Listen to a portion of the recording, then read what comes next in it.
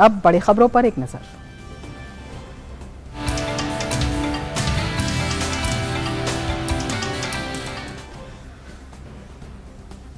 प्रधानमंत्री नरेंद्र मोदी ने रोजगार मेले में आज वीडियो कॉन्फ्रेंसिंग के माध्यम से 70,000 नवनियुक्त कर्मचारियों को नियुक्ति पत्र वितरित किए। उन्होंने इस अवसर पर कर्मचारियों को संबोधित भी किया। ये रोजगार मेले देश भर में 43 जगहों पर आयोजित किए गए हैं। केंद्र सरकार के विभिन्न विभागों के साथ साथ राज्य और केंद्र शासित प्रदेशों में भी बड़े पैमाने पर नियुक्तियां की गई हैं।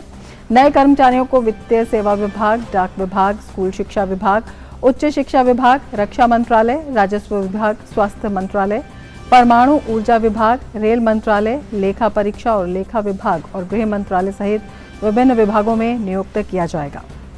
प्रधानमंत्री नरेंद्र मोदी ने कार्यक्रम को संबोधित करते हुए कहा कि आज भारत में निजी और सरकारी क्षेत्र दोनों में ही नौकरियों के निरंतर नए मौके बन रहे हैं। साथ ही उन्होंने कहा कि बहुत बड़ी संख्या में हमारे नौजवान स्वरोजगार के लिए आगे आ रहे हैं।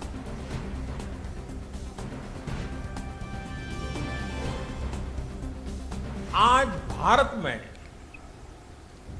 प्राइवेट और पब्लिक सेक्टर दोनों में ही नौकरियों के निरंतर नए मौके बन रहे हैं। बहुत बड़ी संख्या में हमारे नौजवान स्वरोजगार के लिए भी आगे आ रहे हैं। सरकार से मदद पाने वाले ये नौजवान अब खुद अनेक युवाओं को नौकरी दे रहे हैं। बीते वर्षों में जिस तरह बड़े पैमाने पर युवाओं को सरकारी नौकरी दी गई है, यह अभियान भी अपने आप में अभूतपूर्व है। देश में सरकारी नौकरी देने वाले प्रमुख संस्थानों जैसे एसएससी, यूपीएससी और आरआरबी पहले के मुकाबले इन व्यवस्थाओं के माध्यम से ज्यादा युवाओं को नौकरी दी है। प्रधानमंत्री ने कहा कि भर्ती प्रक्रियाओं में आज के दिन पारदर्शिता अपनाई जा रही है और काफी जल्दी ये प्रक्रिया पूरी की जा रही है। पहले जिन भर्ती परीक्षाओं को पूरा होने में उसका जो चक्र होता था, वो चक्र पूरा होने में साल, 1.5 साल का समय यूं ही लग जाता था। और अगर वो कोई कोर्ट कचहरी में चला गया तो 2-2, 5-5 साल बिगड़ जाते थे। ये सारी चीजों से बाहर निकल कर अब कुछ ही महीनों में सारा चक्र, सारी प्रक्रियाएं पारदर्शी पद्धति से पूर्ण कर दी जाती है। प्रधानमंत्री ने कहा कि आज भारत एक दशक पहले की तुलना में ज्यादा स्थिर, सुरक्षित और मजबूत देश है। साथ ही उन्होंने कहा कि आज भारत सरकार की पहचान उसके निर्णायक फैसलों से होती है। आज भारत एक दशक पहले की तुलना में ज्यादा स्थिर, ज्यादा सुरक्षित और ज्यादा मजबूत देश है। राजनीतिक भ्रष्टाचार, योजनाओं में गड़बड़ी, जनता जनार्दन के धन का दुरुपयोग, पुरानी जितनी सरकारें आप देखेंगे उनकी पहचान यही बन गई थी। आज भारत को उसकी राजनीतिक स्थिरता के लिए जाना जाता है। पॉलिटिकल स्टेबिलिटी ये दुनिया में बहुत मायना रखती है। आज भारत सरकार की पहचान उसके निर्णायक फैसलों से होती है। एक डिसिसिव गवर्नमेंट। आज भारत सरकार की पहचान उसके आर्थिक और प्रगतिशील सामाजिक सुधारों से हो रही है। प्रधानमंत्री ने कहा कि सरकारी नौकरियों में परिवारवादी पार्टियों ने भ्रष्टाचार को बढ़ावा देने का काम किया था, लेकिन 2014 के बाद भाई भतीजावाद खत्म हो रहा है और पारदर्शिता भी आ रही है। हम सभी ने देखा है कि कैसे हमारे देश में परिवारवादी पॉलिटिकल पार्टियों ने हर व्यवस्था में भाई भतीजावाद को बढ़ावा दिया। जब सरकारी नौकरी की बात आती थी तो उसमें ये परिवारवादी पार्टियां भाई भतीजावाद, सिफारिश और भ्रष्टाचार को ही बढ़ावा देती थी। इन परिवारवादी पार्टियों ने देश के करोड़ों युवाओं के साथ विश्वासघात किया है। 2014 में हमारी सरकार बनने के बाद अब भर्ती परीक्षाओं में पारदर्शिता भी आई है और भाई भतीजावाद भी खत्म हो रहा है। प्रधानमंत्री ने कहा कि हमारे देश में कुछ राजनीतिक दलों ने भाषा के आधार पर बांटने का काम किया, लेकिन हमारी सरकार ने भाषा के जरिए लोगों को रोजगार देने का काम किया। हमारे देश में कुछ राजनीतिक दलों ने लोगों को भाषा के नाम पर एक दूसरे से भिड़ने के लिए, देश को तोड़ने के लिए भाषा को एक हथियार बनाया। लेकिन हम भाषा को लोगों को रोजगार देने, उन्हें सशक्त करने का माध्यम बना रहे हैं। हमारी सरकार ये सुनिश्चित कर रही है कि किसी को अपना सपना पूरा करना हो तो कोई भी भाषा उसके सामने दीवार न बने। भारत सरकार आज जिस तरह मातृभाषा में भर्ती परीक्षा पर जोर दे रही है, एंट्रेंस एग्जाम पर जोर दे रही है, उसका भी सर्वाधिक लाभ मेरे देश के बेटे बेटियों को मिल रहा है, हमारे नौजवानों को हो रहा है। प्रधानमंत्री ने विपक्षी पार्टियों के भ्रष्टाचार पर हमला बोलते हुए कहा कि एक तरफ परिवारवादी, भाई भतीजावाद, भ्रष्टाचार करने वाले और देश के नौजवानों को लूटने वाली पार्टियां हैं, उनका रास्ता रेट कार्ड है, जबकि हम युवाओं के भविष्य को सेफ गार्ड करने का काम कर रहे हैं। आपके सामने दो चीजें साफ है। एक तरफ परिवारवादी वो पार्टियां, भाई भतीजावाद करने वाली वो पार्टियां, भ्रष्टाचार में रोजगार के नाम पर देश के नौजवानों को लूटने वाली पार्टियां, जो रेड कार्ड, हर चीज में रेड कार्ड, हर चीज में कटमनी, उनका रास्ता है रेड कार्ड। जबकि हम युवाओं के उज्जवल भविष्य को सेफ गार्ड करने पर काम कर रहे हैं। रेड कार्ड आपकी काबिलियत को, आपके सामर्थ्य को, आपके सपनों को चूर चूर कर देते हैं। हम आपके सेफ गार्ड में लगे हैं जो आपके सपनों के लिए जीते हैं, आपके संकल्पों को साकार करने के लिए काम कर रहे हैं। आपकी हर इच्छा आकांक्षा, आपके परिवार की हर इच्छा आकांक्षा, उसको सेफगार्ड करने में हम लगे हैं। प्रधानमंत्री नरेंद्र मोदी ने कहा है कि सरकार युवाओं को, उनके भविष्य को संवारने का काम कर रही है, उनके भविष्य को सेफगार्ड करने का काम कर रही है। हमारे संवाददाता विभिन्न जगहों से हमारे साथ जुड़े हुए हैं। सुधाकर दास हमारे साथ नई दिल्ली से जुड़े हुए हैं, विकास सिंह हमारे साथ लखनऊ से जुड़े हुए हैं और दीपक जैन हमारे साथ भोपाल से जुड़े हुए हैं। सुधाकर, सबसे पहले आपके पास आना चाहेंगे। प्रधानमंत्री नरेंद्र मोदी ने साफ तौर पर कहा है कि सरकार युवाओं के भविष्य को संवारने का काम कर रही है और पिछली जो सभी प्रथाएं थी, जो विभिन्न जो कुप्रथाएं थी, जिन्हें कह सकते हैं कि उनकी वजह से युवाओं का भविष्य कई बार खतरे में आ जाता था, आज संवरता हुआ दिखाई दे रहा है। किस तरह का उत्साह वहां युवाओं में?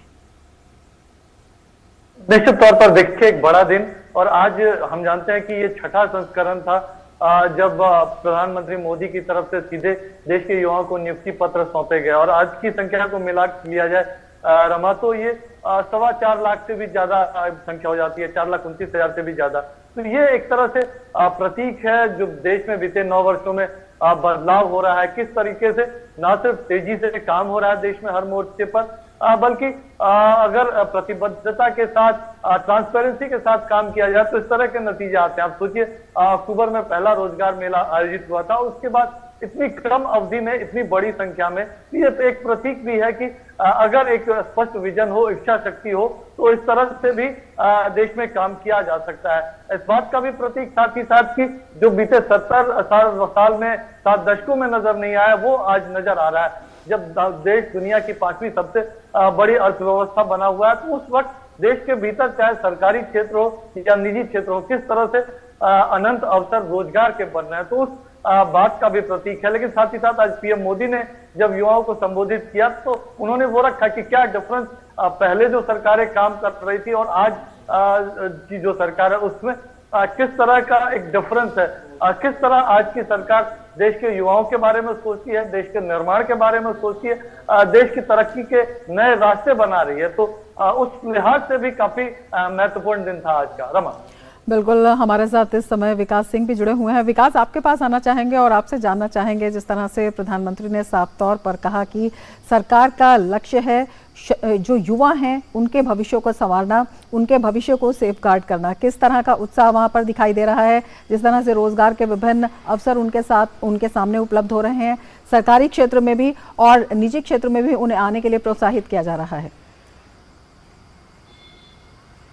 जी रमा, इस समय जो अवसर उपलब्ध हो रहे हैं वो पारदर्शिता के साथ उपलब्ध हो रहे हैं और एक समयबद्धता के साथ परीक्षाएं कराई जा रही हैं और उनको नियुक्ति मिल रही है। युवाओं ने सबसे ज़्यादा इस बात पे खुशी जताई, अगर वो मेहनत परिश्रम कर रहे हैं तो उसको उनका फल मिल रहा है। इससे पहले यहाँ की ये हालत होती थी कि जातिवाद परिवारवाद के नाम पर भर्तियाँ होती थी, सालों तक अटकी रहती थी, कहीं कोर्ट में चली जाती थी और उनको हमेशा जो उनके सपने थे लगातार चूर चूर होते रहे। अब सपनों के पूरा होने का समय आ रहा है। अगर युवा परिश्रम कर रहा है, मेहनत कर रहा है तो पारदर्शिता के साथ उनकी योग्यता अनुसार उनको सफलता मिल रही है, उनको नियुक्ति मिल रही है। वही युवाओं ने कहा, युवाओं का कहना था आज रोजगार मेले के दौरान लखनऊ में जो भी युवा नियुक्ति पत्र लेने आए थे, हमने सबसे बातचीत की और कहीं ना कहीं जो उनके चेहरे पे खुशी थी, मुस्कान थी, क्योंकि वो कह रहे थे कि अब वो जिस तरीके से नौकरी में आएंगे, नौकरी में आने के बाद सिर्फ नौकरी करने में नौकरी ही करना उनका लक्ष्य नहीं होगा, देश के निर्माण में वो क्या कुछ कर सकते हैं वो भी उन्होंने आज संकल्प लिया। प्रधानमंत्री ने तमाम सारी बातें बताई और ख़ास तौर से जो उनको इस नौकरी के बाद कर्मयोगी की ट्रेनिंग दी जाती है, सभी युवाओं ने, चाहे युवक हो चाहे युवतियां हो, उनके अंदर एक अलग तरीके का जोश था, अलग तरीके का उत्साह था। वो इस बात को स्वीकार रहे थे कि हमने और हमारे परिवार वालों ने जो मेहनत की, लेकिन इसके आगे अब हम जा रहे हैं पूरे समाज के लिए, पूरे देश के लिए हम क्या कुछ कर सकते हैं। तमाम सारे सेक्टर होते हैं जिनमें तमाम सारी सरकारी योजनाएं, जिस चीज़ का जिक्र किया प्रधानमंत्री नरेंद्र मोदी ने कि अब प्राइवेट सेक्टर हो या अन्य सेक्टर, स्वावलंबी स्वरोजगार के सेक्टर हो, उन सभी चीज़ों में तमाम बड़ी तेजी से काम किया गया, चाहे वो मुद्रा योजना हो, चाहे वो स्टैंड अप हो, तमाम सारी चीज़ों में इतना बड़ी राशि दी गई कि 1 करोड़ों की संख्या में लोग इससे लाभान्वित हुए। लेकिन लाभान्वित होने वाले ढेर सारे यहाँ पर वो नवनियुक्त कर्मी थे जो बैंक सेक्टर में जा रहे हैं, तो निश्चित रूप से उन बैंक कर्मियों का भी बड़ा योगदान था लाभार्थियों तक उन योजनाओं को पहुँचाने का। तो सभी लोगों ने संकल्प लिया कि सरकार जो देश के लोगों के लिए, एक कमजोर लोगों के लिए जो काम कर रही है, वो अपनी किस तरीके से सहभागिता कर सकते हैं, ना सिर्फ नौकरी करें, देश के निर्माण में भी अपना योगदान दे, ये संकल्प भी युवा ले रहे थे। जी रमा। बिल्कुल विकास, हमारे साथ दीपक भी जुड़े हुए हैं। दीपक, आपसे जानना चाहेंगे, जिस तरह से रोजगार मेले के जरिए तेजी से रोजगार विस्तार युवाओं में लाया जा रहा है, युवाओं की नियुक्तियां की जा रही हैं, उन्हें विभिन्न अवसर दिए जा रहे हैं। बिल्कुल रमा, जिस तरीके से देखा जाए तो भोपाल में जो युवा हैं काफ़ी ज़्यादा यहाँ पर उत्साहित नजर आए हैं।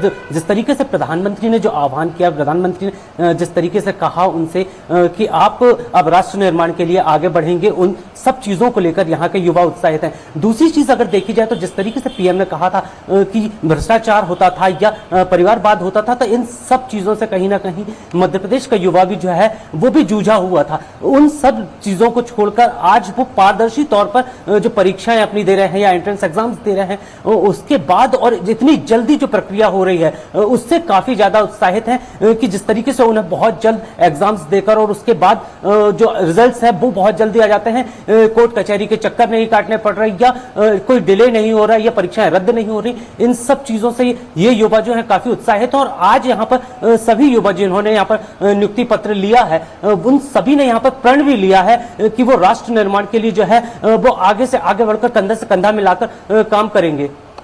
बिल्कुल, युवाओं की प्रतिक्रिया बड़ी ही उत्साहपूर्ण है। सुधाकर आपका, विकास सिंह आपका और दीपक जैन आपका बहुत शुक्रिया हमारे साथ जुड़ने के लिए और तमाम उनकी प्रतिक्रियाएं साझा करने के लिए।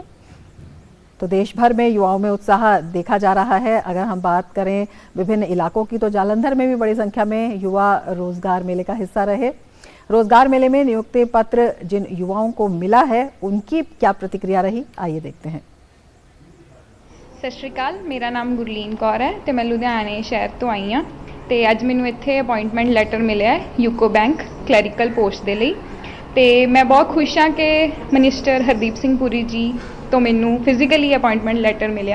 बहुत ग्रेट अपॉर्चुनिटी सीगी।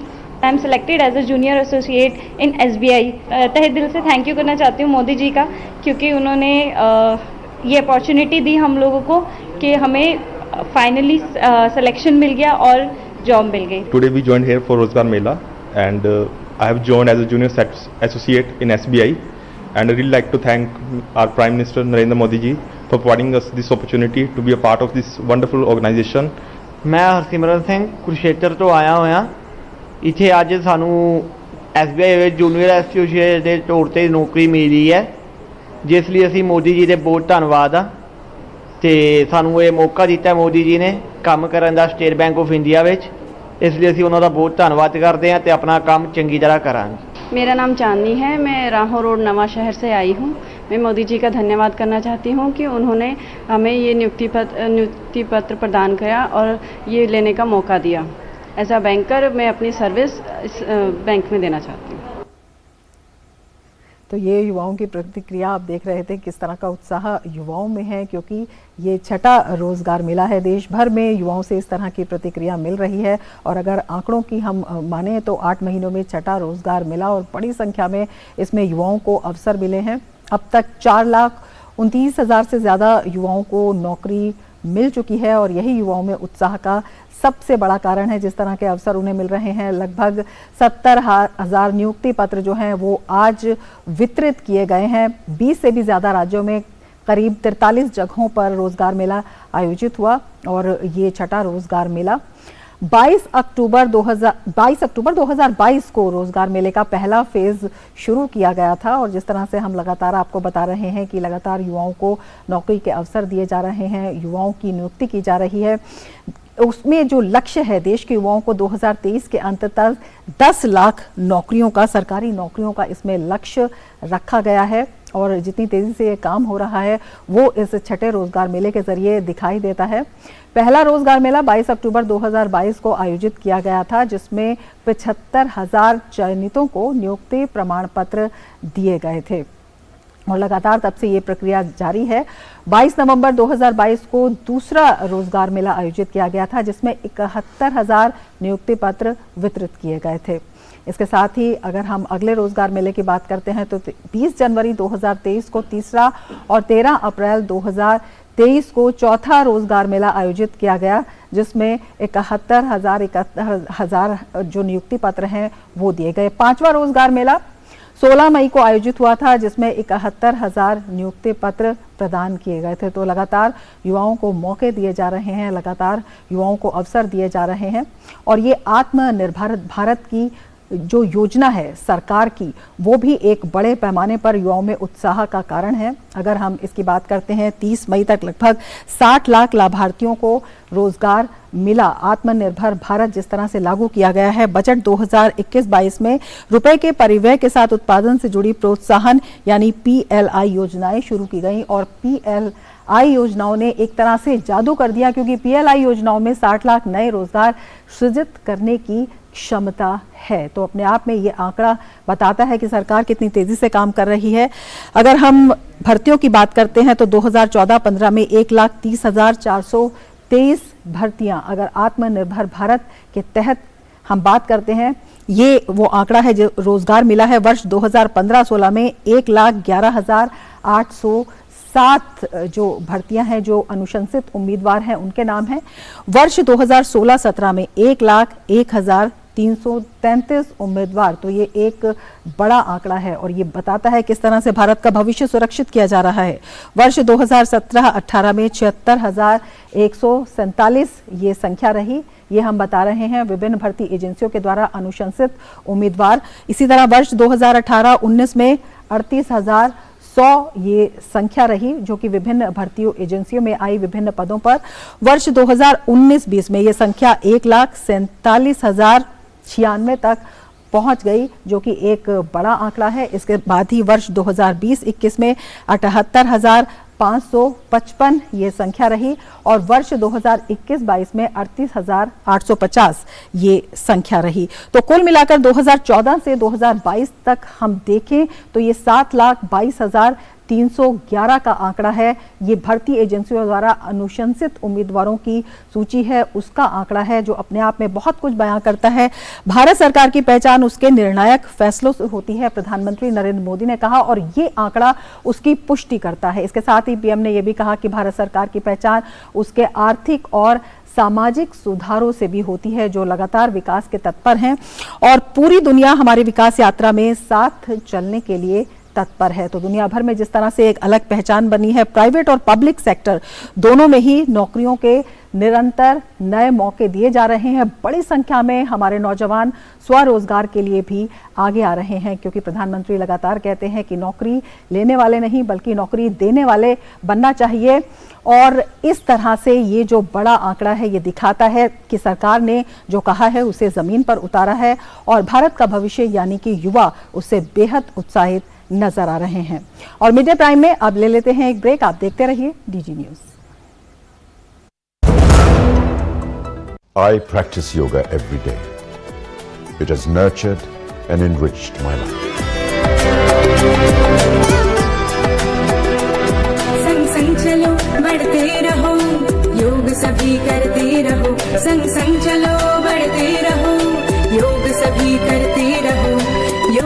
योग करने से स्मरण शक्ति बढ़ती है, सब आसानी से याद हो जाता है। योगा ही जीवन का एक आधार है। योग से बॉडी बहुत फ्लेक्सिबल होती है। बढ़ते रहो, योग सभी करते रहो। मैं प्रतिदिन योग करता हूँ, इसने मेरा सामर्थ्य और आत्मविश्वास बढ़ाया है।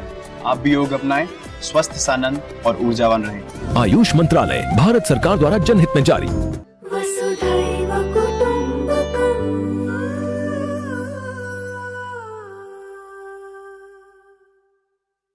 अर्जुन, 10th में you made us really proud. अब आगे क्या सोचा है? पापा, मैंने IIT जाना है और इंजीनियर बनना है।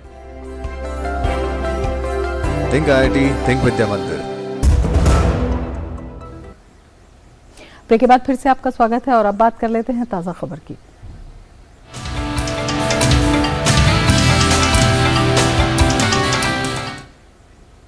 केंद्रीय राज्य मंत्री राजीव चंद्रशेखर ने ट्विटर के पूर्व CEO जैक डोर्सी के भारत सरकार द्वारा ट्विटर को धमकियां देने के आरोप को पूरी तरह से झूठ बताया है। राजीव चंद्रशेखर ने कहा कि डोर्सी के कार्यकाल में ट्विटर लगातार भारतीय कानूनों का उल्लंघन कर रहा था। उन्होंने कहा इस दौरान ना तो कोई जेल गया और ना ही कहीं कोई छापा पड़ा। उन्होंने कहा कि जनवरी 2021 में विरोध प्रदर्शनों के दौरान बहुत सारी गलत सूचनाएं और यहां तक कि नरसंहार की खबरें भी आईं जो निश्चित रूप से गलत थी। राजीव चंद्रशेखर ने कहा कि सरकार मंच से गलत सूचनाओं को हटाने के लिए बाध्य थी क्योंकि इसमें फर्जी खबरों के आधार पर स्थिति को और भड़काने की क्षमता थी। उन्होंने कहा कि जैक के समय ट्विटर ने भारत में अपने इस प्लेटफॉर्म से गलत सूचनाओं को नहीं हटाया था, जबकि उन्होंने अमेरिका में इसी तरह की घटनाएं होने पर स्वयं ऐसा किया था।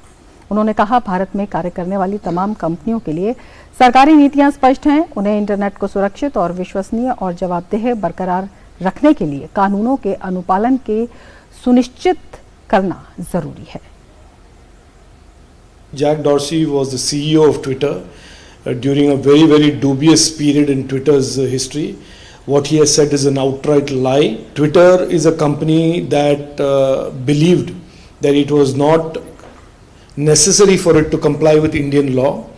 It believed that it did not have to comply with Indian law and made up its rules as it went along.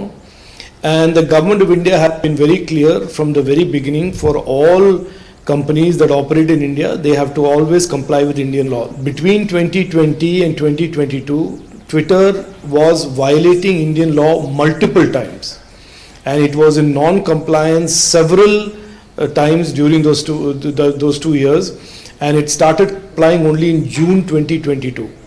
During the entire period, nobody went to jail, nobody was raided. सूचना प्रौद्योगिकी राज्य मंत्री राजीव चंद्रशेखर ने Twitter के पूर्व CEO Jack dorsi के आरोप पर जमकर पलटवार किया है। राजीव चंद्रशेखर ने डोर्सी पर भारतीय कानून के उल्लंघन का आरोप लगाया है। उन्होंने कहा कि देश में स्थिति को संभालने के लिए गलत सूचनाओं को हटाना जरूरी था, लेकिन डोर्सी ने इस बात को नजरअंदाज किया। साथ ही उन्होंने ट्विटर पर भारत के साथ भेदभाव का आरोप भी लगाया है और कहा है कि 2020 से लेकर 2022 तक ट्विटर ने भारतीय कानूनों के मुताबिक काम नहीं किया। डोर्सी के आरोप पर कड़ी प्रतिक्रिया देते हुए उन्होंने कहा कि भारत एक संप्रभु राष्ट्र है जो अपने अधिकार और जिम्मेदारी को लेकर सजग है, जबकि डोर्सी के कार्यकाल के दौरान ट्विटर को भारत की संप्रभुता और भारतीय कानूनों को स्वीकार करने में समस्या थी।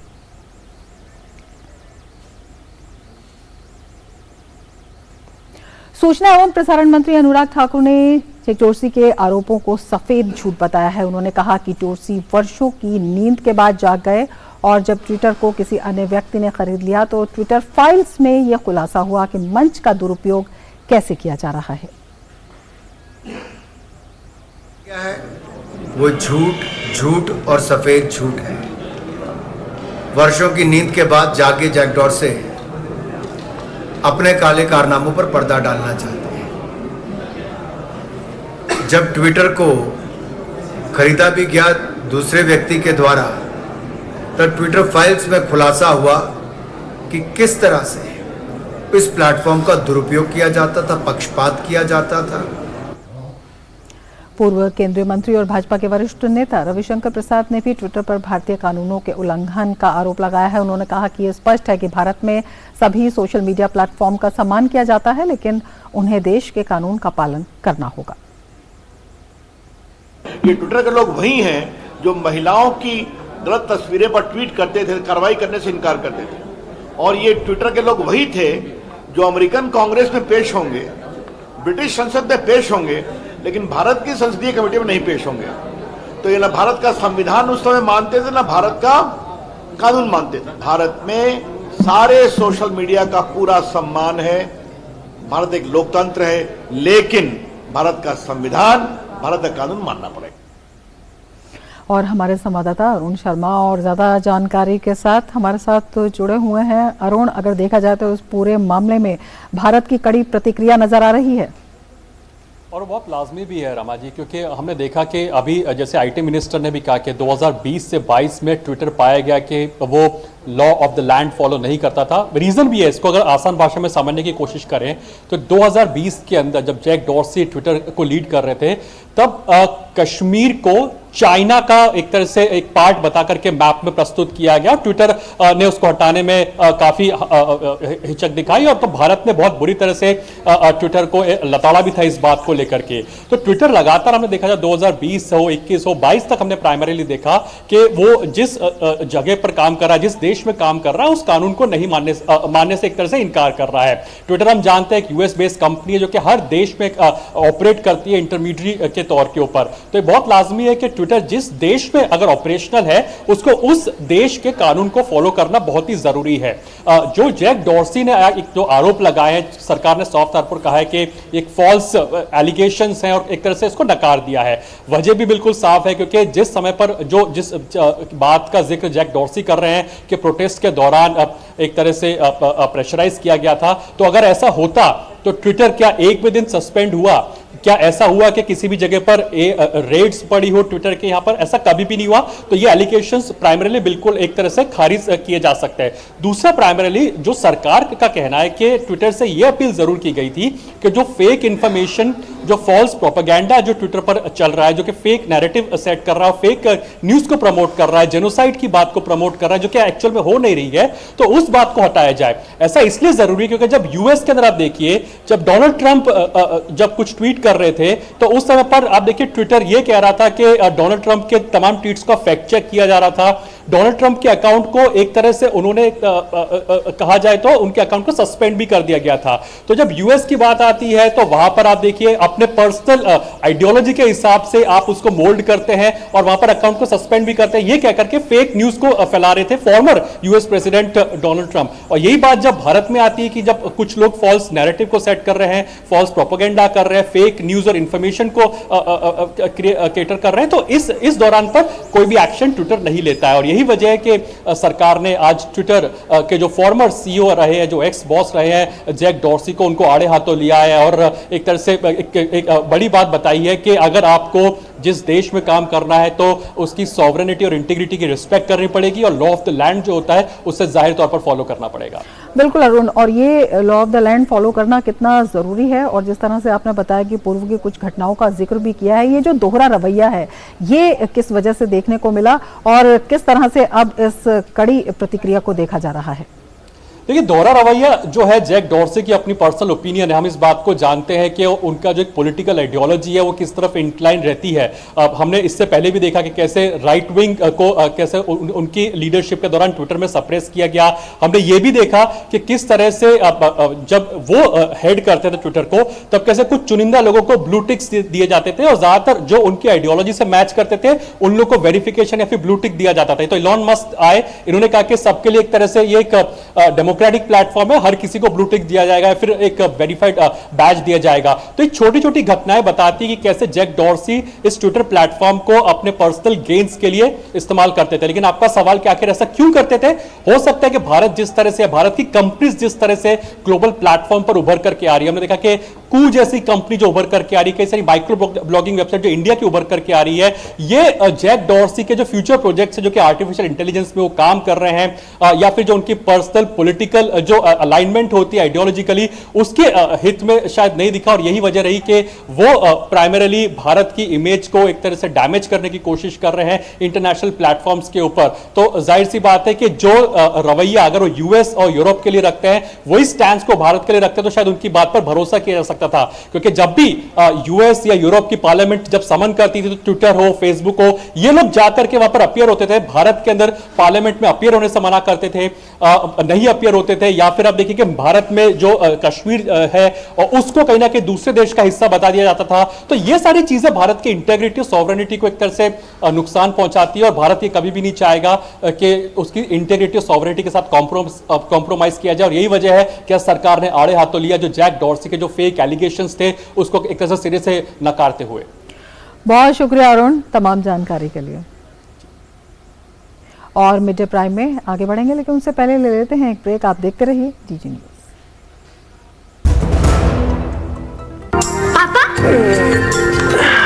पापा क्या आर्यभट्ट ने जीरो की खोज की थी? हाँ बेटा, दुनिया को जीरो इंडिया ने दिया था और ये जो हम योग कर रहे हैं ना ये भी दुनिया को इंडिया ने दिया है। वाह पापा। और बेटा योग से हमें जीरो कॉस्ट पे हेल्थ इंश्योरेंस भी मिलता है। पापा फिर तो मैं रोज योग करूंगी।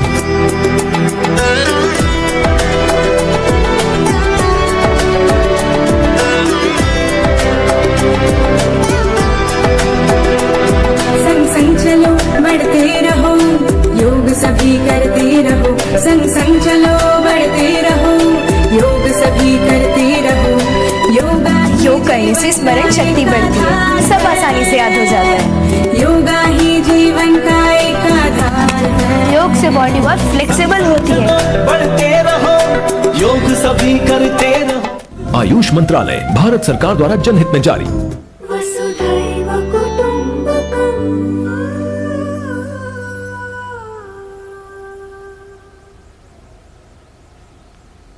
अर्जुन, 10th में you made us really proud. अब आगे क्या सोचा है? पापा, मैंने आईआईटी जाना है और इंजीनियर बनना है।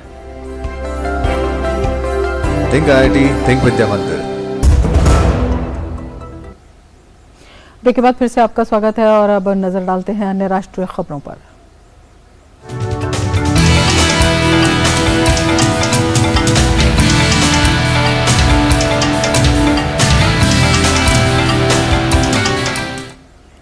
और अब इस वक्त की एक बड़ी खबर आ रही है। भूकंप के झटके दिल्ली एनसीआर में महसूस किए गए हैं। दिल्ली एनसीआर में भूकंप के झटके महसूस किए गए हैं और ये झटके पंजाब, चंडीगढ़ और जम्मू कश्मीर में भी ये झटके महसूस किए गए हैं। तो ये इस वक्त की बड़ी खबर है। भूकंप की तीव्रता भी 5.7 मापी गई है और 5.7 तीव्रता का भूकंप। हमारे संवाददाता तपस हमारे साथ जुड़े हुए हैं। तपस, दिल्ली एनसीआर के साथ साथ पंजाब, चंडीगढ़ और जम्मू कश्मीर में भी भूकंप के झटके महसूस किए गए हैं, क्या जानकारी आपके पास है? ये जो भूकंप है इसका इस वक्त जो हमें बताया जा रहा है आधिकारिक सूत्रों से कि ये 5.4 के इसकी रिक्टर स्केल में जो है रिक्टर स्केल से ये आया है, तो 5.4 और ये जम्मू कश्मीर में डोडा जो है वहां से इसकी उत्पत्ति हुई है। तो इसका जो एपिसेंटर है वो डोडा है और करीब 6 किलोमीटर का इसका डेप्थ है। तो जब 6 किलोमीटर डेप्थ है तो उसका इम्पैक्ट ज्यादा जगह पे रहा है और 5.4 किलोमीटर है। तो इस वजह से अगर हम थोड़ा सा ध्यान दें तो ये सिर्फ जम्मू कश्मीर नहीं, हिमाचल प्रदेश, चंडीगढ़, दिल्ली के भी कुछ जगहों पे इसके झटके महसूस किए गए और पाकिस्तान में भी इसके झटके महसूस किए गए हैं क्योंकि आसपास का ही इलाका है। तो एपिसेंटर जम्मू कश्मीर का डोडा इलाका है, लेकिन उसके झटके, उसके जो तीव्रता है वो आसपास के इलाकों में भी महसूस की गई है, जो अभी तक हमें जानकारी मिल रही है। बिल्कुल तपस, 5.7 तीव्रता का भूकंप ये बताया जा रहा है और अपने आप में आप बता रहे हैं कि जो इसका इम्पैक्ट है वो काफी ज्यादा होता है। जी बिल्कुल, यही मैं कह रहा हूँ कि इसका इम्पैक्ट बहुत ज्यादा होता है और यही वजह है कि इसको खासतौर से चूंकि 6 किलोमीटर की डेप्थ है, तो डेप्थ ज्यादा नहीं है, तो डेप्थ ज्यादा ना होने की वजह से इसका ज्यादा दिक्कत ज्यादा नहीं हुई है कि जहाँ पे ज्यादा उसका इम्पैक्ट नहीं पड़ा है, लेकिन जो उसके झटके महसूस किए हैं वो आगे तक महसूस किए गए। तो शायद एक तरह से ये अगर 10-15 किलोमीटर नीचे और होता, डेप्थ में ज्यादा होता, तो शायद इसका जो इसका एडवर्स इम्पैक्ट जिसे कहते हैं वो शायद ज्यादा होता, लेकिन चूंकि ये उसने हेवी उसमें नहीं है तो शायद उस वजह से इसका जो इम्पैक्ट है वो ज्यादा नहीं पड़ा। और ये एक 5.4 जो है, तो अगर हम मतलब उसमें बात करें तो ये एक मॉडरेट अर्थक्वेक के उसमें माना जाता है। इसको हेवी अर्थक्वेक नहीं मानते, इसको मॉडरेट अर्थक्वेक बोला जाता है। तो दिल्ली और आसपास के जो जगह हैं वो बहुत सारे उसमें फॉल्ट लाइन्स आती हैं, करीब 6-7 फॉल्ट लाइन्स हैं। तो अभी तक हमें एग्जैक्टली नहीं पता कि कौन से फॉल्ट लाइन्स में एग्जैक्टली ये भूकंप आया है, क्योंकि टेक्टोनिक प्लेट का मूवमेंट होता है हिमालयन रेंज में खासतौर से। तो एग्जैक्टली कौन से फॉल्ट लाइन में ये भूकंप आया है किसी को नहीं पता, अभी डिटेल में रिपोर्ट आना बाकी है, लेकिन इन्हीं में से किसी एक फॉल्ट लाइन में ये 6-7 फॉल्ट लाइन खासतौर से दिल्ली के आसपास से जाते हैं, जैसे आप ये यमुना रिवर का है, महेंद्र देहरादून का है और सोना फॉल्ट लाइन है, फिर आपका जो हिमालयन फॉल्ट लाइन है। तो ये जो फॉल्ट लाइन्स हैं इनमें से बहुत सारे फॉल्ट लाइन में ये दिक्कत हो सकती है। तो इसमें से कौन सा वाला फॉल्ट लाइन है वो अभी हम लोगों को एग्जैक्टली इसकी खबर नहीं है। बिल्कुल, आप नजर बना रखे। भूकंप के झटके श्रीनगर में भी महसूस किए गए हैं और बताया जा रहा है कि भूकंप का केंद्र डोडा में था। भूकंप के बाद क्या कह रहे हैं कश्मीर के स्थानीय निवासी, आइए वो भी आपको दिखा देते हैं। से जो बच्चे थे स्कूल में वो घबरा गई, या दुकान में लोग थे वो बाहर आ गए, तो एक खौफ सा माहौल पैदा हुआ है। तो पिछले हफ्ते भी ऐसा ही हुआ, लेकिन आज जो जल्जला हुआ ये कुछ ज़्यादा ही था।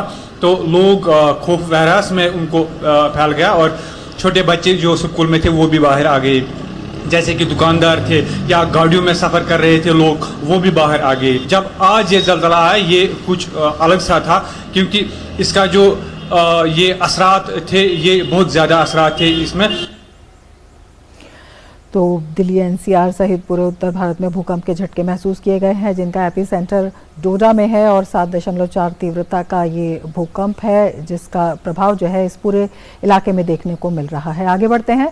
अरब सागर में उठे चक्रवात तूफान बिपरजॉय का प्रभाव भारत में दिखना शुरू हो गया है। बिपरजॉय की वजह से आज समुद्र में कई फीट ऊंची लहरें उठ रही हैं। इसके कारण पश्चिम दक्षिण तटीय इलाकों में बारिश हो रही है। भारतीय मौसम विज्ञान विभाग के अधिकारियों ने कहा है कि बिपरजॉय अभी पोरबंदर से 290 किलोमीटर और जखाऊ बंदरगाह से 360 किलोमीटर की दूरी पर है। बिपरजॉय की 15 जून की शाम तक जखाऊ बंदरगाह के पास सौराष्ट्र और कच्छ के तट से टकराने की संभावना है।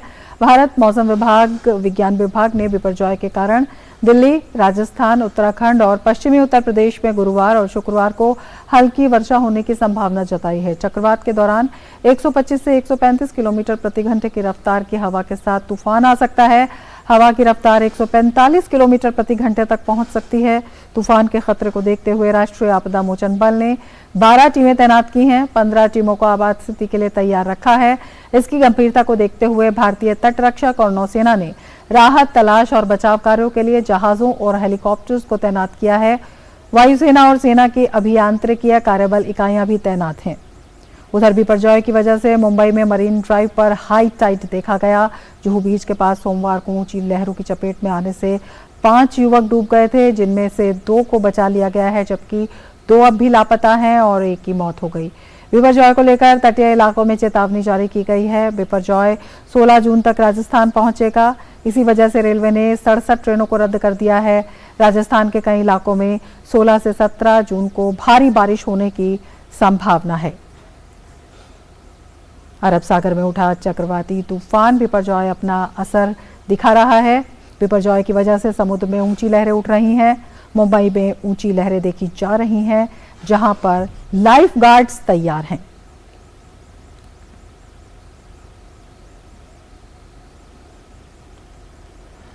चक्रवाती बिपरजॉय पर जानकारी देते हुए भारतीय मौसम विज्ञान विभाग के महानिदेशक मृत्युंजय महापात्रा ने कहा कि ये तूफान अब उत्तर दिशा में बढ़ रहा है, उसके बाद ये उत्तर पश्चिम की ओर बढ़ेगा। जो हमारा पूर्वानुमान है, ये और कुछ घंटे तक नियरली नॉर्थवर्ड डायरेक्शन से गति करेगा और इसके बाद स्पेशली 14th मॉर्निंग से ये नॉर्थ ईस्टवर्ड गति करेगा। जब ये नॉर्थ ईस्टवर्ड गति करेगा तब 15 तारीख सुबह ये सौराष्ट्र और कच्छ कोस्ट के आसपास होगा और इसकी डायरेक्ट प्रभाव शुरू हो जाएगा।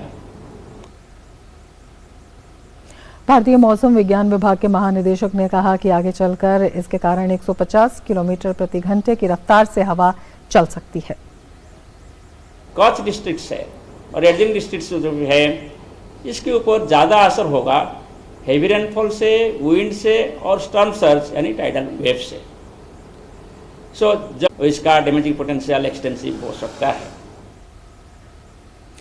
गुजरात में चक्रवात बिपरजॉय के कारण हो रही बारिश और तेज हवा के चलते द्वारका के प्रसिद्ध खगेश्वर महादेव मंदिर की एक दीवार टूट गई है। वहीं जगत मंदिर में दर्शनार्थियों की संख्या काफी कम हो गई है। गोमती घाट पर बड़ी बड़ी लहरें उठ रही हैं। पूरे जिले में 1 से 3 इंच तक बारिश हुई है। द्वारका जिले में एनडीआरएफ और एसडीआरएफ की 4 टीमें तैनात की गई हैं।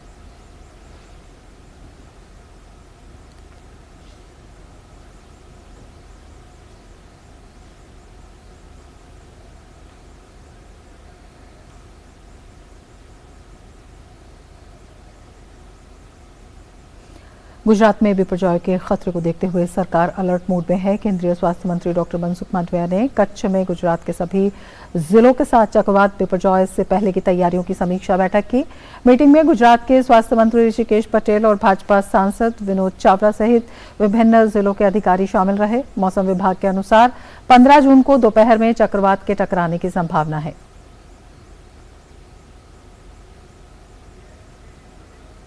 भारत सरकार, state government, air force, navy, coast guard, disaster management की टीम सब आपस में कोऑर्डिनेशन करके इस साइक्लोन की कम से कम इफेक्ट हो, एनिमल और ह्यूमन कैजुअलिटी कम हो, उसको ध्यान में रखते हुए number of type of action लिया गया है। 0 से 10 किलोमीटर के कोस्टल लाइन एरिया में लोगों को इवैक्यूएशन किया जा रहा है। 0 से 5 किलोमीटर कोस्टल लाइन में बसने वाले लोगों को 100% इवैक्यूएट करके उसको शेल्टर होम में लिया जा रहा है। देश का सबसे बड़ा पोर्ट कंडला पोर्ट कच्छ में है। सारा कंडला पोर्ट में चलने वाली सारी गतिविधि को रोक दिया गया है। कंडला पोर्ट में वहाँ के लेबर को इवैक्यूएट किया गया है। कंडला पोर्ट में और सौराष्ट्र के कोस्टल लाइन में सभी शिप को एंकर कर दिया है ताकि साइक्लोन की झपट में ना आ जाए। सारी व्यवस्था और सारा मैनेजमेंट एक होलिस्टिक अप्रोच के साथ हो रहा है। केंद्रीय स्वास्थ्य मंत्री मनसुख मांडविया गुजरात के कच्छ में आर्मी बेस कैंप पहुंचे। वहां पहुंचकर उन्होंने चक्रवात बिपरजॉय के चलते तैयारियों का जायजा लेने के लिए कैंप का दौरा किया।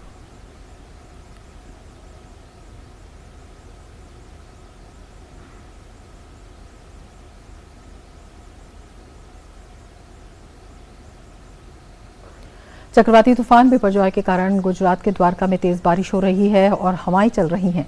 केंद्रीय मंत्री पुरुषोत्तम रूपाला ने आज द्वारका का दौरा किया और हालात का जायजा लिया।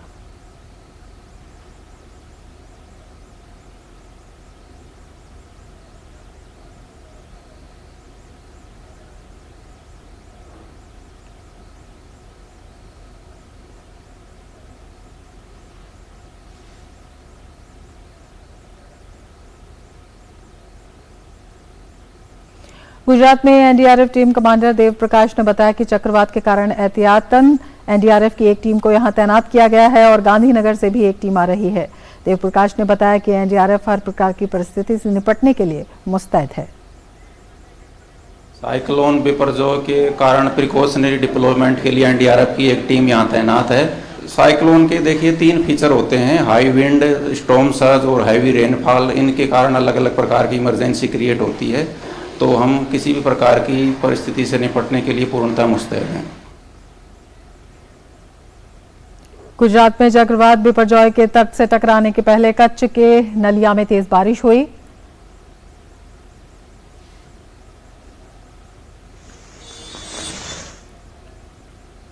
गुजरात के नवसारी में चक्रवात बिपरजॉय के मद्देनजर लोगों को समुद्र में जाने से रोकने के लिए पुलिस बल को तैनात किया गया है।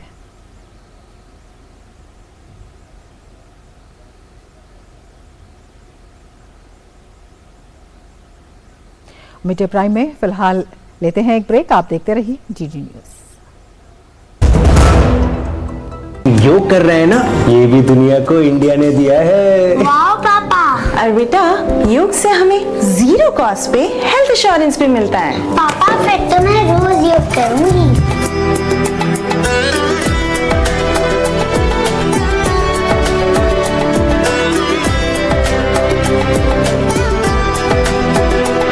संग संग चलो बढ़ते रहो, योग सभी करते रहो। संग संग चलो बढ़ते रहो, योग सभी करते रहो। योग करने से स्मरण शक्ति बढ़ती है, सब आसानी से याद हो जाता है। योगा ही जीवन का एक आधार है। योग से बॉडी बहुत फ्लेक्सिबल होती है। बढ़ते रहो, योग सभी करते रहो। आयुष मंत्रालय भारत सरकार द्वारा जनहित में जारी।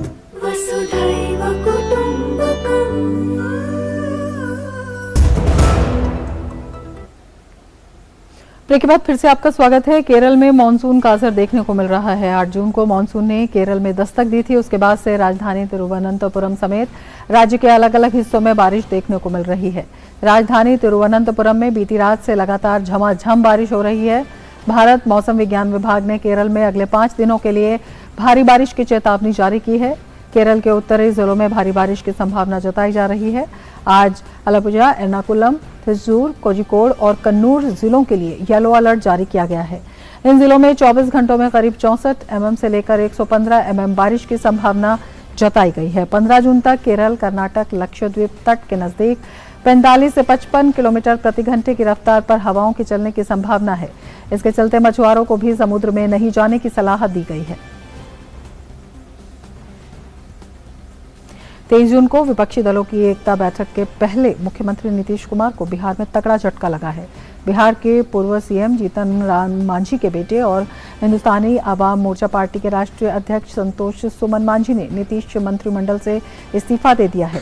संतोष सुमन नीतीश सरकार में अनुसूचित जाति जनजाति कल्याण मंत्री थे। इस्तीफा देने के बाद संतोष सुमन ने कहा कि उन्होंने अपनी पार्टी को बचाने के लिए सरकार से इस्तीफा दिया है।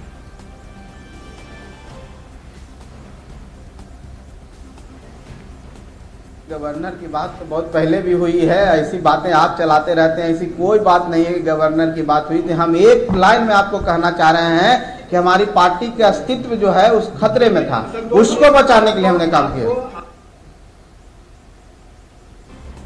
राष्ट्रीय जांच एजेंसी एनआईए ने जम्मू कश्मीर के श्रीनगर में छापेमारी की है। छापेमारी में एनआईए ने श्रीनगर के वनूरा शालजिंग में अलगाववादी मोहम्मद अकबर खांडे की 2 संपत्तियों को कुर्क किया।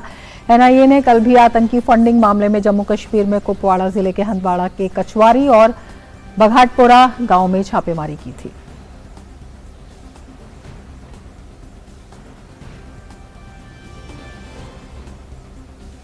ईडी ने मनी लॉन्ड्रिंग जांच के तहत चेन्नई और करूर में बिजली मंत्री सेंथिल बालाजी के आधिकारिक आवास पर छापा मारा। करीब 1 हफ्ते तक चले सेंथिल बालाजी के रिश्तेदारों की संपत्तियों और आवास पर आईटी के छापे के बाद अब ईडी तलाशी ले रही है।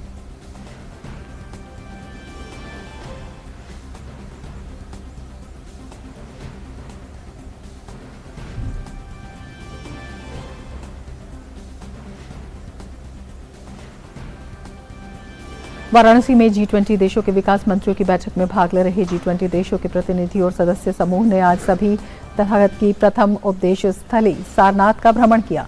विदेश मंत्री डॉक्टर एस जयशंकर के नेतृत्व में G20 देशों के प्रतिनिधियों ने प्राचीन खंडहर, स्मारकों में स्तूप, उपदेश स्थल और संग्रहालय को देखा।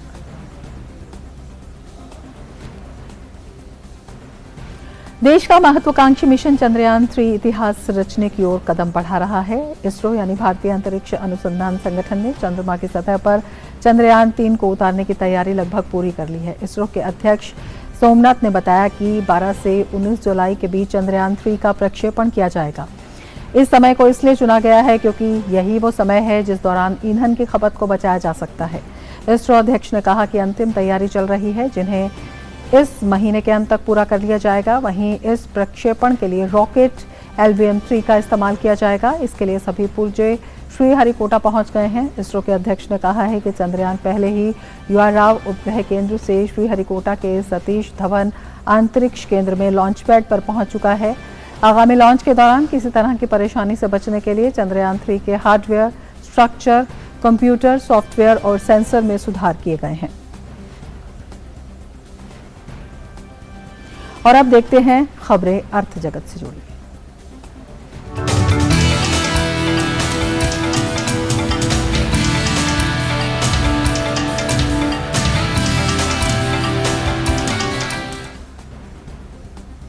म्यांमार के वाणिज्य मंत्री युओंग नाइंग ने उम्मीद जताई कि भारत और म्यांमार के बीच रुपए और आत्मीय व्यापार की व्यवस्था इस महीने के अंत तक शुरू हो जाएगी। उन्होंने कहा कि इस सुविधा के शुरू होने के बाद दोनों देशों के बीच व्यापार दोगुना हो जाएगा। अमेरिकी प्रतिबंधों के कारण म्यांमार के पास समुचित मात्रा में विदेशी मुद्रा उपलब्ध नहीं है ताकि वो अपने व्यापारिक भागीदारों से सामग्रियों का आयात कर सके। कोलकाता में EEPC इंडिया के कार्यक्रम में उन्होंने कहा कि 2021 से अमेरिकी प्रतिबंधों का सामना करना पड़ रहा है, जिसके कारण दूसरे देशों के साथ डॉलर में भुगतान करने में कठिनाई हो रही है। विशेष व्यवस्था के अंतर्गत म्यांमार भारत के लिए अपने सभी निर्यात के बदले रुपए में भुगतान स्वीकार करेगा और फिर रुपए का इस्तेमाल आयात के लिए करेगा। आम जनता को महंगाई के मोर्चे पर लगातार राहत मिल रही है। सरकार द्वारा जारी आंकड़ों के मुताबिक मई में खुदरा महंगाई दर 25 महीनों के निचले स्तर पर आ गई। आज के न्यूज लेंस के जरिए जानिए महंगाई के मोर्चे पर लगातार मिलती राहत के बारे में विस्तार से।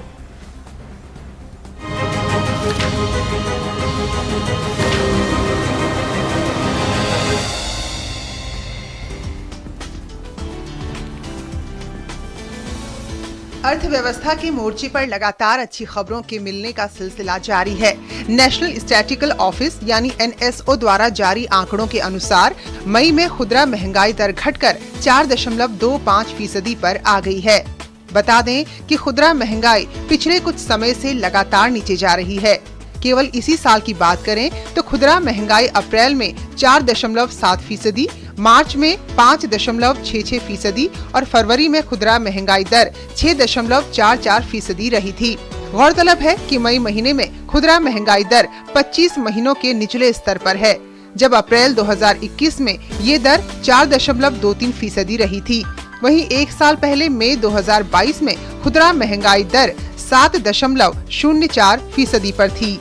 आंकड़ों के मुताबिक खुदरा महंगाई में ये गिरावट मुख्य रूप से खाद्य उत्पादों व ईंधन की कीमतों में कमी की वजह से आई है।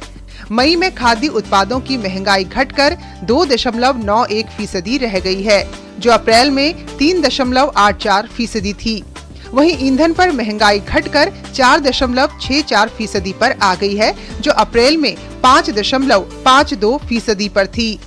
साथ ही साथ मई लगातार तीसरा महीना है जिसमें खुदरा महंगाई दर भारतीय रिजर्व बैंक के संतोषजनक दायरे में बनी हुई है, क्योंकि आरबीआई को खुदरा महंगाई को 2% से 6% के बीच बनाए रखना होता है, ताकि जीडीपी ग्रोथ और महंगाई के बीच एक संतुलन बना रहे।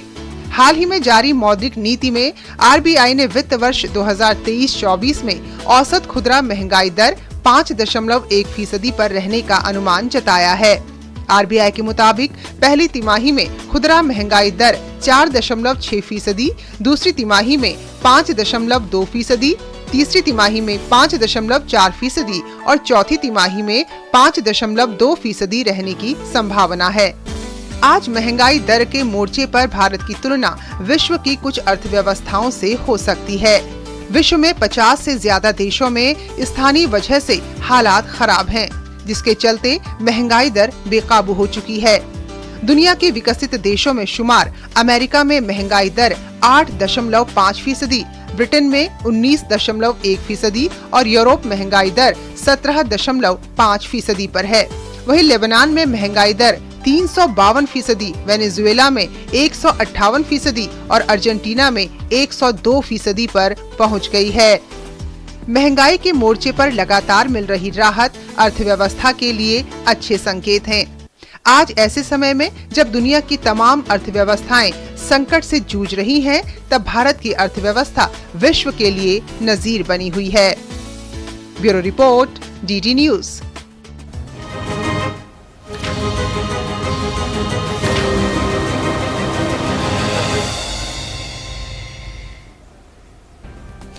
और अब देखते हैं खेल जगत की खबरें।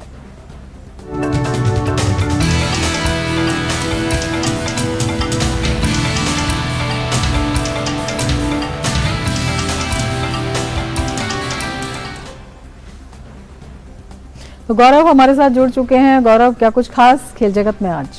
शुक्रिया रमा। और खेल की खबर शुरुआत करेंगे हॉकी के मैदान से, जहां जूनियर महिला एशिया कप का खिताब जीतने के बाद स्वदेश पहुंच चुकी टीम आज बेंगलोर के एयरपोर्ट पर पहुंची, जहां पर टीम का गर्मजोशी के साथ स्वागत हुआ।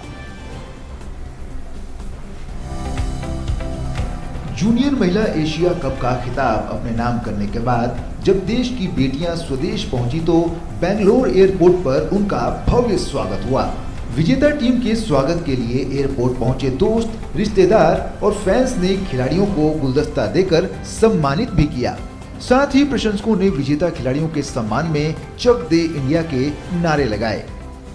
बहुत अच्छा लग रहा है इधर आके, मतलब हमारे स्टाफ सब आए हुए हैं इधर, तो हमें भी प्राउड फील हो रहा है कि हम देश के लिए मेडल लेके आए। अच्छा लग रहा है। हमारा अगला टारगेट यही है, हमने वर्ल्ड कप के लिए क्वालिफाई किया है, तो अगला टारगेट यही है हम भी वर्ल्ड कप में गोल्ड ही मेडल लेके आए। तो हमें बहुत खुशी है कि हमने एशिया कप में मेडल जीता है। First time India junior team ने गोल्ड मेडल जीता है। ये पहला मौका है जब भारतीय जूनियर महिला हॉकी टीम ने एशिया कप का खिताब अपने नाम किया है। विजेता टीम की खिलाड़ियों को भी अपनी इस शानदार जीत पर गर्व है। ये खिलाड़ी अपने विजय अभियान को यहीं विराम नहीं देना चाहती। उनकी नजरें अब हॉकी विश्व कप पर टिकी हैं। इस जीत के बाद पूरी टीम में उत्साह का माहौल है। वहीं खिलाड़ियों का मानना है कि ये उनके लिए एक गर्व का पल है। ये जो दिख रहा है ये मेरी टीम की मेहनत है, और आज जो एशिया कप में हमारा मेडल आया है, इससे ये पता चलता है कि लड़कियां किसी से कम नहीं है। और अब हम आगे तैयारी करेंगे वर्ल्ड कप की, ताकि हम वर्ल्ड कप में भी मेडल लेके आए। हमें बहुत खुशी हो रहा है कि हम एशिया कप में फर्स्ट आए और हमारा क्वालिफाई हो गया है वर्ल्ड कप के लिए, तो वहाँ भी हम अच्छे प्रदर्शन करेंगे और जीत के ही आएंगे। हम लोग अभी जीत के आए, हम लोग को बहुत खुशी मिल रहा है, और अभी हम वर्ल्ड कप के लिए क्वालिफाई किया, तो उसके लिए हम फोकस करेंगे। गौरतलब है कि भारतीय महिला जूनियर हॉकी टीम ने जापान में खेले गए महिला जूनियर एशिया कप 2023 के रोमांचक फाइनल मुकाबले में 4 बार की चैंपियन साउथ कोरिया को 2-1 के अंतर से हराकर खिताब पर अपना कब्जा जमाया है। इतना ही नहीं, इस जीत के साथ ही भारतीय टीम ने चिली में खेले जाने वाले FIH महिला जूनियर विश्व कप 2023 में अपनी जगह भी पक्की कर ली। Sports desk, DD news.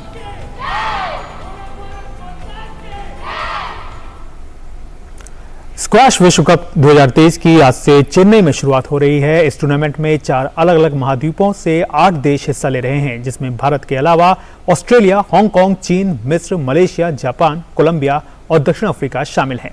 प्रतियोगिता में शामिल 8 टीमों को 4-4 टीमों के 2 पूल में बांटा गया है। भारत को पूल बी में जापान, दक्षिण अफ्रीका और हांगकांग और चीन के साथ रखा गया है। स्क्वैश विश्व कप 2023 की शुरुआत चेन्नई में हो चुकी है। टूर्नामेंट के मौजूदा संस्करण का यह आयोजन 17 जून तक चलेगा, जिसमें भारत के अलावा ऑस्ट्रेलिया, हांगकांग, चीन, मिस्र, मलेशिया, जापान, कोलंबिया और दक्षिण अफ्रीका के खिलाड़ी हिस्सा लेंगे। करीब 12 साल के लंबे इंतजार के बाद चेन्नई में आयोजित इस प्रतिष्ठित टूर्नामेंट के उद्घाटन के मौके पर इस खेल से जुड़ी तमाम हस्तियां मौजूद रहीं। वर्ल्ड स्क्वैश फेडरेशन के अध्यक्ष जेना वोल्ड्रिज ने कहा कि अगले 5 दिन स्क्वैश प्रेमियों के लिए रोमांचक होने वाले हैं। साथ ही उन्होंने इस आयोजन के लिए तमिलनाडु सरकार की भी प्रशंसा की। वहीं उद्घाटन समारोह को संबोधित करते हुए तमिलनाडु के खेल और युवा कल्याण मंत्री उदयनिधि स्टालिन ने चेन्नई में 12 साल बाद स्क्वैश की वापसी पर खुशी जाहिर की। इस टूर्नामेंट में 4 अलग अलग महाद्वीपों से 8 देश हिस्सा ले रहे हैं। और आपको बता दें कि राजस्थान में पेपर लीक मुद्दे पर भारतीय जनता पार्टी जयपुर में जोरदार प्रदर्शन कर रही है। और जानकारी के लिए सीधे चलते हैं अपने संवाददाता मुरारी गुप्ता के पास। मुरारी जी, आपसे जानना चाहेंगे क्या है ये पूरा मामला और क्या वजह है भारतीय जनता पार्टी के रोष की?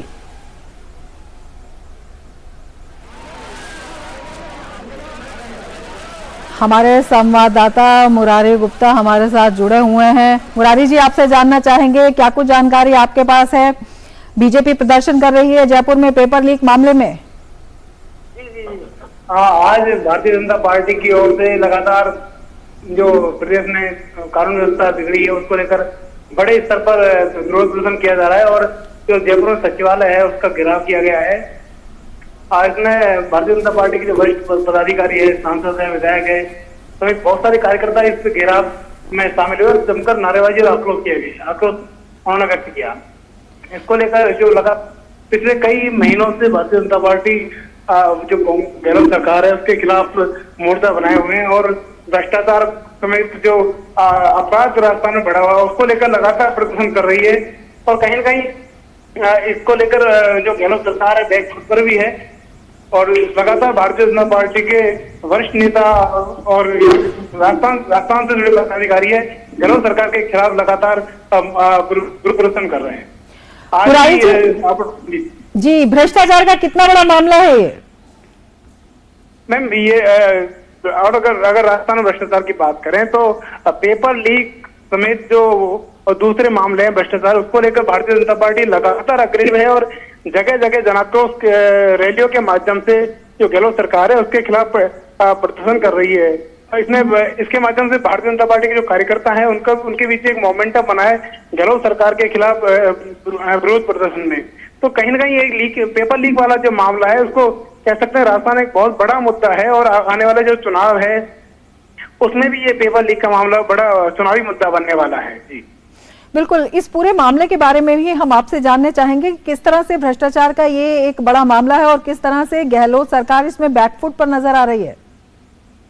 जी, जैसा मैंने बताया कि इस मामले को लेकर भारतीय जनता पार्टी लगातार इसमें विरोध प्रदर्शन कर रही है। जब ईडी की एंट्री के बाद जब से एंट्री हुई है इस मामले में, इसके बाद इस भारतीय जनता पार्टी और ज्यादा आक्रोश होकर इस मामले को लेकर प्रदर्शन कर रही है और लगातार जिस तरह आरपीएससी के मेंबर के जो परिवारजन है उनके जो सदस्य हैं उन पर घरों पर लगातार छापेमारी हो रही है और कहीं ना कहीं कह सकते हैं कि एक भारतीय जनता पार्टी का आरोप है कि ये जो मामला है भ्रष्टाचार का इसमें फिर ऊपर तक की कड़ी जुड़ी है।